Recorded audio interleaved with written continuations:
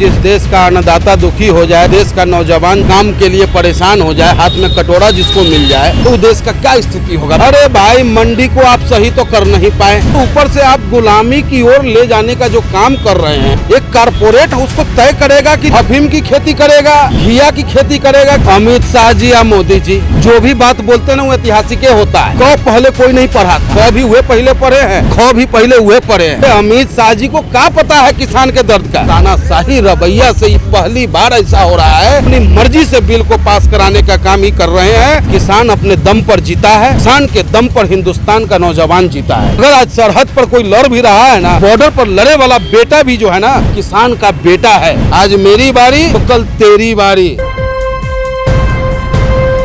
Live TV, सच सबसे आगे।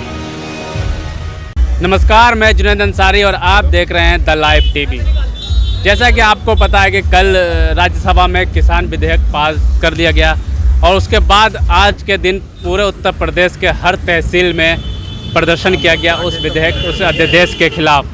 कई किसान नेता भी थे और राजनीतिक पार्टियां भी इसका विरोध कर रही है और सदन में जिस तरीके से इसको पारित किया गया, सदन में भी भारी विरोध झेलना पड़ा। आपने वो वीडियो भी देखी होगी जिसमें किस तरीके से सदन के अंदर विरोध हुआ और कई कम से कम संजय सिंह सहित कई सात जो हैं सांसदों को निलंबित भी कर दिया गया है। बड़ा विडम्बना है कि जिस देश का अन्नदाता दुखी हो जाए, जिस देश का नौजवान जो है काम के लिए परेशान हो जाए, हाथ में कटोरा जिसको मिल जाए, तो देश का क्या स्थिति होगा बताइए। और जब से ही सरकार आया है ना, सब पीड़ित है। कोई ऐसा वर्ग व्यापारी हो, किसान हो, नौजवान हो, मजदूर हो, जिसका जो कारोबार था सब चौपट हो गया। अब रही बात किसान विधेयक बिल पास करने का, अरे भाई, मंडी को आप सही तो कर नहीं पाए। जो पहले से मंडी बना हुआ है उस सिस्टम तो आपसे सुधर भी नहीं किया और ऊपर से आप गुलामी की ओर ले जाने का जो काम कर रहे हैं। जो मजदूर जमीन का सीना चीर करके अनाज उपजाता है, कठोर मेहनत करता है, और आज उस पर उसका अपना अधिकार आप छीन रहे हैं। एक कारपोरेट उसको तय करेगा कि तू अफीम की खेती करेगा, कि तू घिया की खेती करेगा, कि तोरी के करेगा, कि खरीफ का करेगा, काहे करेगा, वो तय करेगा। वो व्यापारी, वो उद्योगपति तय करेगा। और अगर उसमें नुकसान होता है, तो उस नुकसान का भागीदार कोई होगा तो वो खेतीहर होगा। अमित शाह जी या मोदी जी जो भी बात बोलते हैं ना, वो ऐतिहासिक होता है। जो भी बात बोलेंगे वो ऐतिहासिक होता है। काहे कि क पहले कोई नहीं पढ़ा था, क भी हुए पहले पढ़े हैं और ख भी पहले हुए पढ़े हैं, बाकी तो कोई पढ़वे नहीं किया है। ऐसा ने बतियाते हैं आप भी भाई साहब। अरे अमित शाह जी को क्या पता है किसान के दर्द का। या इनके पार्टी में जब बैठा लोग है, सांसद 200 सांसद ऐसा है जो अरबोपति है, उसको पता नहीं है कि खेत का आरी क्या होता है, मेड़ क्या होता है, इस सीजनमा में सब्जी का उगाया जाता है, वो भी उनको पता नहीं है। तो वो क्या जाने किसान का दर्द। आदरणीय प्रोफेसर साहब ने, राम गोपाल जी ने कहा कि अरे भैया भस्म खाओगे, अरे भैया तुम धतूरा खाओ, खुला कपड़ा में रहो, सबको उस मिट्टी में मिलना है। और जिस दिन तुम इस संसद भवन से जाके गांव में जाओगे और देखोगे कि खेत का मेड़ जो है बराबर हो गया है, उस दिन तुम्हारा आत्मा रो देगा भाई। इसलिए इस बिल का विरोध करो।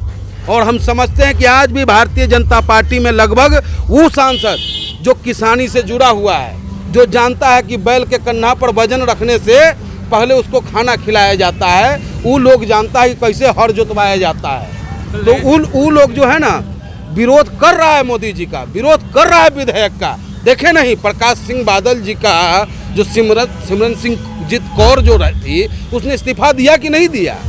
तो दर्द है सबको, लेकिन तानाशाही रवैया से ये पहली बार ऐसा हो रहा है कि अपनी मर्जी से बिल को पास कराने का काम ही कर रहे हैं और ज़बरदस्ती ताली पिटवाते हैं, ज़बरदस्ती ध्वनि मत से जो है ये बिल पास करवाते हैं और उसका हम विरोध कर रहे हैं। लोकतंत्र का हत्या कर रहे हैं। आप कह रहे हैं कि भारतीय जनता पार्टी में वो किसान नहीं है, लेकिन रक्षा मंत्री राजनाथ सिंह कहते हैं कि मैं खुद किसान हूँ और ये जो बिल है बिल्कुल किसानों के हित में है। तो फिर आप कैसे कह सकते हैं किसानों के हित में नहीं है?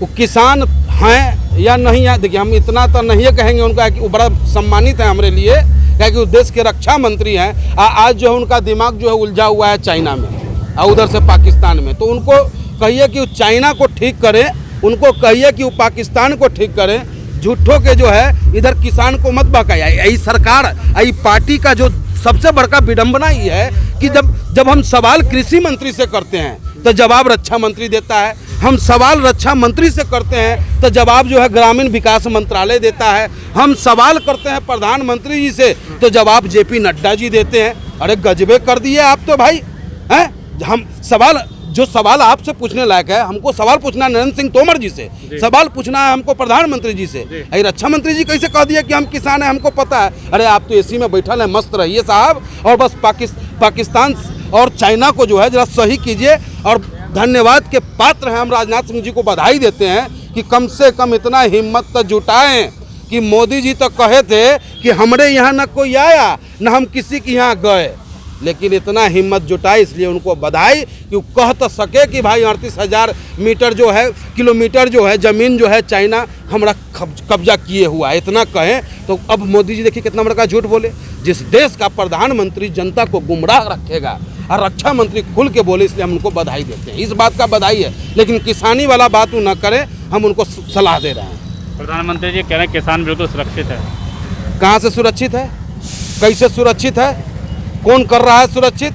किसान अपने दम पर जीता है और किसान के दम पर हिंदुस्तान का नौजवान जीता है। अगर आज सरहद पर कोई लड़ भी रहा है ना, तो अडानी अंबानी और खैर इनके वंश में तो कोई यही नहीं है कि फौज में जाएगा, तो वहाँ बॉर्डर पर लड़े वाला बेटा भी जो है ना वो कोई किसान का बेटा है। और यहाँ पर जो है जो पुलिस से हम पर लाठी जो बरसवा रहे हैं, आज जब हम आंदोलन करते हैं तो वो भी कोई किसाने का बेटा है जो पुलिस वाला है। तो उनको भी हम कहते हैं कि भैया ये बिल तेरे लिए भी है, आज मेरी बारी तो कल तेरी बारी, इसलिए लाठी चलाने से पहले सोचो कि तुम अपने भाई पर लाठी चला रहे हो, तुम पुलिस वाले बाद में हो, पहले हिंदुस्तानी हो, एक किसान हो, किसान के दर्द को समझो। कोई सीधे ही तुम अंबानी के घर से आकर के दरोगा सिपाही नहीं बन गए हो। ऐसे आपने पुलिस की बात की, ऐसे एक पुलिस की वीडियो भी वायरल हुई है, एक पुलिस वाला वर्दी में कह रहा है कि हम किसान को डंडे नहीं मारेंगे, चाहे जो मुख्यमंत्री योगी जी जो करना है कर लें। उनका अंतरात्मा जागा है, उनका अंतरात्मा, जो पुलिस वाला ऐसा कहता है ना, समझिए कि उसका अंतरात्मा जाग रहा है। और ये हकीकत है, हम कह न रहे हैं कि पुलिस हमारा भाई है, लेकिन ये जैसे अंग्रेज जो है अपना काम करने के लिए हम हिंदुस्तानियों से ना हमको पिटवाता था, हमारे भाई को भर्ती रखता था लाठी लेके, और जब कोई काम होता था तो हमको पिटवाता था। वैसे ही पुलिस जो है हमारा भाई है, किसान का बेटा है, गरीब का बेटा है, मेहनत करके पढ़ाई करके वो पुलिस में भर्ती हुआ है। और आज जब इस सरकार के गलत नीति का हम विरोध करते हैं तो ये हमारे भाई से हमको पिटवाने का काम करता है। कहीं ना कहीं हम लोग सम्मान खाली वर्दिया के करते हैं भाई।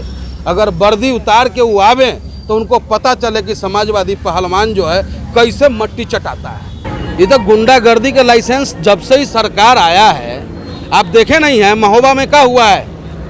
महोबा में एसएसपी डायरेक्ट कहता है कि तू हमको 6 लाख रुपया महीना दे, और नहीं देगा तो हम तोरा मरवा देंगे, आप मरवा देता है। तो वर्दी वाला गुंडा तो था ही सरकारी गुंडा जो इसके राज्य में कर रहा है। अब एक प्राइवेट जो Uttar Pradesh private police security force का जो गठन किए हैं, उसमें एकदम में लोकतंत्र की हत्या कर दिए। जज तक को पावर नहीं दिया ये कि भाई जज भी कुछ हस्तक्षेप कर सके। न्यायपालिका में आप जाके गुहार नहीं लगा सकते हैं। और दूसरा जो प्राइवेट सेक्टर में देने की बात है फोर्स को, तो आप सीधे गुंडागर्दी करवा रहे हैं साहब। क्या मतलब है? कल होकर किसी जिसके पास पैसा होगा उसका स्पेशल सिक्योरिटी फोर्स होगा, और वो जब चाहेगा, जिसे चाहेगा, जहां चाहेगा वहां उसकी तलाशी करवाएगा, उसकी गाड़ी में कट्टा रखवा देगा, किसी की गाड़ी में गांजा रखवा देगा, किसी की गाड़ी में अफीम रखवाएगा, और उसको उठवा के सीधे 2 साल के लिए जेल भेजेगा। जो अंग्रेज वाला जो कानूनमा था, अंग्रेज के समय में कानून बना था, यही कानून बना था, नाम खाली बदल दिया गया है। तो कानून जब बना था, तो जब हम अंग्रेज के खिलाफ हमारे पूर्वज जब या नौजवान जो सड़कों पर उतरा संघर्ष करने के लिए, तो अंग्रेज ऐसा ही कानून बनाया कि उठाओ, जो सरकार के खिलाफ बोले उसको उठाओ और काला कोठरी और काला पानी भेजने का काम करो। और हमारे पूर्वजों ने बहुत दंश सहा है, अब हम ये दंश नहीं सहेंगे। ये कानून बनाते रहे, हम इनके कानून को तोड़ते रहेंगे। अच्छा, बात करें आप तो जैसे विरोध चल रहा है सड़कों पे, इसका विरोध देश का सदन में हुआ जी। आज कार्रवाई हुई कि जिन आवाज़ उठाई उसमें 7 जो राज्यसभा सांसद हैं उनको निलंबित कर दिया गया। अरे ये निलंबित कर देना। अरे भाई, सांसद वो होता है जो जनता के दिल पर राज करता है, नेता वो होता है जो जनता की आवाज़ को अपना आवाज़ बनाता है। और समाजवादी लोग तो भाई सत्ता का प्रेमी रहबे नहीं किया है। ये देख रहे हैं खूबसूरत हरा भरा क्षेत्र जो देख रहे हैं, समाजवादी को यहाँ से आज तक एगो विधायक नहीं मिला है, सांसद नहीं मिला है, मेयर नहीं मिला है। लेकिन काम जब जब समाजवादी को मौका मिला है, गाज़ियाबाद में विकास की गंगा बहाने का काम किया है समाजवादी पार्टी। चाहे एलिवेटेड रोड हो, मेट्रो हो, फ्लाईओवर हो, पार्क हो, फॉरेस्ट सिटी जैसा पार्क, ऐतिहासिक पार्क जो है आज राजेंद्र नगर में देखते हैं डॉक्टर राम मनोहर लोहिया जी के नाम पर पार्क जो बना, ये सब विकास करेगा समाजवादी। देखिए, हम लोग विकास कराने वालों में है और जनता के दर्द को समझने वालों में है, संघर्ष करने वालों में है। संघर्ष करते रहेंगे, कोई दिक्कत नहीं है हमको। निलंबित कर दें। लास्ट ये कि हाँ, सदन पे क्या कहेंगे? हाँ, अब जो ये निलंबित करने का जो कहे ना कि निलंबित कर दिए, उनके निलंबित कर देने मात्र से सिर्फ एक कागज में हम राज्यसभा सांसद नहीं रह जाते हैं, लेकिन हिंदुस्तान के गरीब किसान मजदूर के दिलों पर राज करने वाले राज्यसभा वो 6-7 सांसद होंगे जिन्होंने विरोध किया और मजबूती के साथ विरोध किया। लाइव टीवी, सच सबसे आगे।